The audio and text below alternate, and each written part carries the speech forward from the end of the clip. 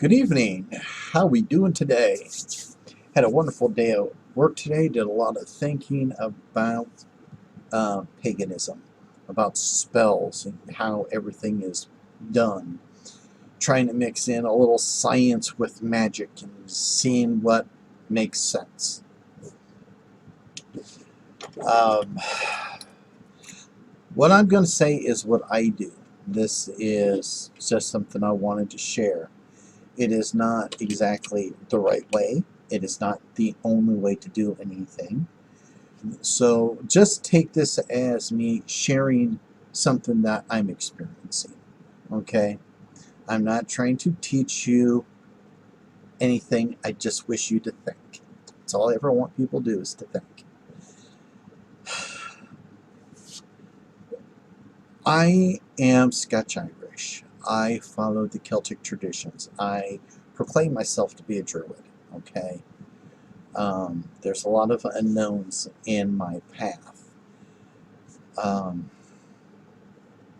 so I tried to do a lot of research on the Celts, and I try to have my path follow the Celtic traditions and their way of thinking. And unfortunately, because we know so little about the ancient Celtic ways, we have to make judgment calls and guesses, and sometimes they're not the right, or they're not the best informed guesses. One of the most predominant belief systems in paganism is Wicca. And so I have done a lot of reading on Wiccan books, and I take what information that I can from them, and I put that into my path to help fill in these gaps that I have. Because Wicca does have a lot of components of Celtic beliefs. Yeah, and that's the fact. One of the reasons why I know quite a bit about Wicca is because I was trying to find out about Druidism.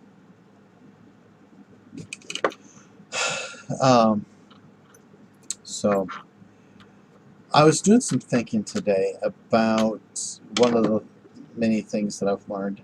See, the Celts did not divide everything up into the 4 elements, or 5 if you follow spirit as well. They believed in the 3 realms, the sky, the earth, and the sea. And they left everything as whole units. They didn't tear it down into its basic core components. But the Greeks did that. And that's what got thrown into Wicca. And that has influenced me some because, since I've been teaching myself a lot of what I've been practicing, I've had to, like I said, use a little bit of Wiccan this and Wiccan that into my system as I fill in the gaps. And Wicca has this concept where you need a tool to represent each element. And they also have it torn down where each tool, each item has a male or female aspect to it. And I'll discuss that right now too. Gender issues in paganism have gotten me into trouble at times. I believe in balance. I think that, you can't just go all female or all male.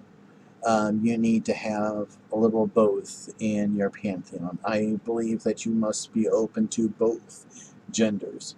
I see too many people that are going, goddess bless the United States, and nobody talks about God. Okay, goddess is wonderful, goddess is great. Let's not talk about the God guy, okay?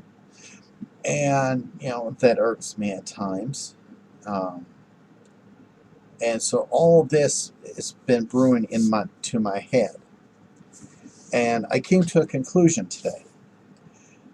I am throwing all of this out. I'm no longer going to dissect everything into, well, is it earth, air, fire, or water? Is it a male aspect or female aspect? No. And by doing so, I have greatly reduced the number of tools that I use in my magical practice. I now have 4 tools. Here are 2 of them. Okay. My anime and my wand. The wand is about casting, focusing, and sending energies out, as we all know. The anime is for spiritual defense, as we all know, and I agree with those, and I'm going to keep them there. But this is not a male tool. This is no longer a female tool. These are me tools. They do not have male-female aspects. They have worn aspects through them. It is my energy that goes through these. That's the way it needs to be. We have dissected things way, way too much. And so, by doing this, I believe I'm getting closer to core beliefs, because I can't picture in my head, you know, the ancient Celtic people having all these tools right here, right there. So I think they only had a couple tools, and that was that. Anime and a wand. And so how do we show balance between the genders when we're talking spirituality? It's simple. It's your pantheon. Do you have both gods and goddesses? You're in balance. That's it. You're not, in my eyes, imbalanced if for every situation that you are calling upon a deity for, it's only female or it's only male. You need to be calling up on both male and female aspects. And if you do that, you're in balance. Okay? It's that simple. Now, spell work is basically the shaping of energy into your mind, sending it out and focusing it on your wand and casting it out to get the desired effects that you want it to change something. And this is where I was bringing a little science into my spell belief, because like I try to back it up with some form of fact. And I came to a conclusion that makes a lot of sense to me. This is my wand. I made this. Okay. We are batteries. We have a lot of energy inside of us. This is a capacitor. It has a set capacity. You can't just grab any piece of wood and throw a stone in it and say, here's my wand. No, you can't do that. Like this wand right here, I spent many, many days working on it, trying to picture how I want it to look and all that. This was not a one-day thing.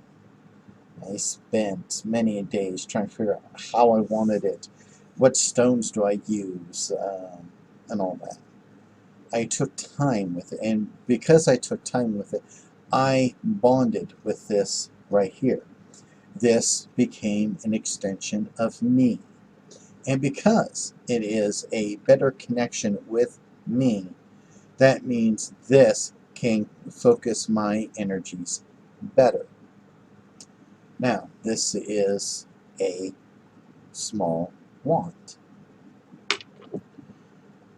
This is a small anime. Tools have limitations. And we have to have different tools for different situations.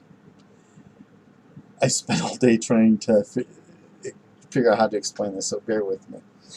If you have somebody at work that you can't stand and you find out that if they take one more miss, they're going to be fired, and you want them gone because it would make work so much better having that person gone, well, that's a small spell that is not requiring major effort. This little wand will handle it. But what if you're doing something that's grand? What if you need something that's going to require a lot of energy, a lot of focus, because it's a grand project? Like, man, I'd love to get some rain to California. They are suffering from a drought. What can I do to get rain in California? Well, you need a bigger tool. And so I decided what the other two tools that I need are. Here they are.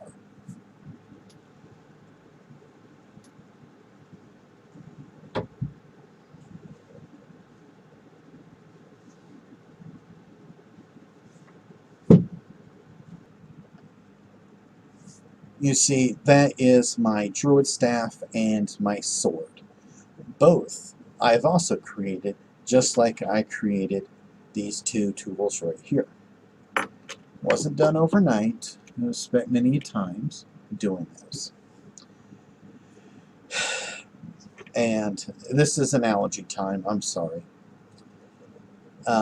It's like comparing a battery.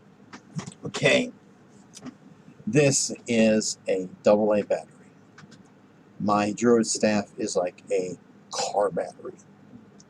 Now, if you're needing to do a small spell, it's kind of like using the AA battery. You use the AA battery in a flashlight or a small radio, works great. But if you need something big, you need to have something like a car battery. You know, got to start a semi. A little AA battery ain't going to do squat. You get out the big guns. You get out the big tool. Let's try to figure out the proper words. You got your refined, gentle magics, and then you got your primal magics. Things that, you know, need that extra oomph, that extra power. And that's why I have a wand and a staff. I have an anime and a sword, because they work on different levels. If you need to light up the area, you're not going to hook up a flashlight to a car battery. No. You need the right tools for the right job. You can't just go, hell, this will fit, take care of everything. It won't. It is, like I said, a capacitor. Capacitors have their limits. And so, you know, it's just like a radio. You know, this stone right here is the core to the capacitor.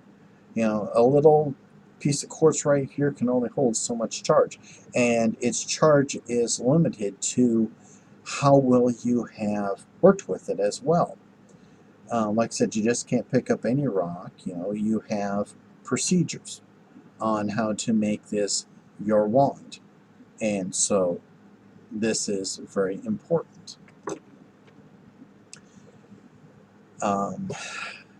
So, you know, I'm sorry, like I said, I have a lot to discuss here.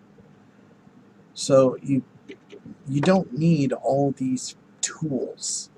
You need just a couple basic tools and build them yourself. And I believe that you will get better results. I'm back to magic. You see, Wicca has a lot of ceremonial magic. High magic, ceremonial magic. And that is because of how it was branded and put together. As my dad told me, Gerald Gardner and Aleister Crowley, they were egomaniacs. They wanted the ceremonial magic just so that they can have people go, look at me! But when you're a solitary practitioner, you don't need ceremonial magic. You need something simple. The Celts did not cast circles. The Celts were not into ceremonial magic like the Greeks and all that were. And so a sacred space was found. They didn't create them, they found them. And that is where they did their magic. They found a nematome, which is a sacred grove, and that's where they would perform their magical rites. And so if you are a solitary practitioner, staying away from ceremonial magic might be a good thing. It's a contradiction for me to say this. Ceremonial magic does have its benefits. It does. You see, the more work you put into it, the more energy you have into it. And the more energy you have to send out, the better results you have for your spells. So that's one good thing about ceremonial magic. However, if you go too much, it will create resistance because, oh no, I got to get that right, that right, that right. It takes away from the ceremony. And thus, although it looks pretty and all that, you are so tired by the time that you got everything put away, it takes away from the results of the spell. So ceremonial magic for like a solitary practitioner is not the ideal thing to do.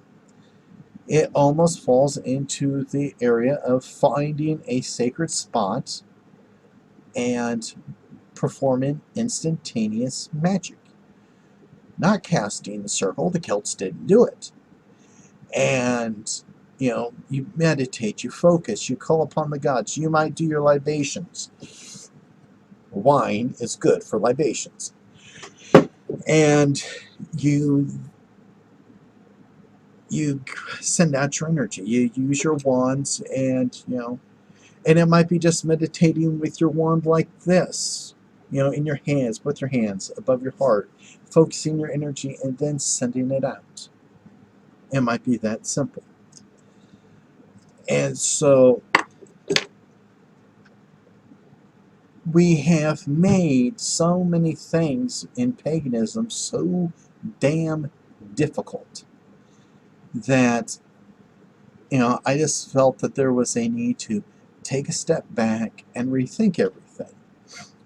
And I believe that what I'm doing will work for me. And like I said, if you think that I have some merit, I'd love to hear your opinions. Jeremy, if you've done something like this, I would love to hear your experiences. I could be wrong. But like I said, this is something I've been thinking about for the last week, and I just wanted to share it, and I'd love to hear from everybody. So, oh wow, 18 minutes. Well, everybody, take care. Be at peace.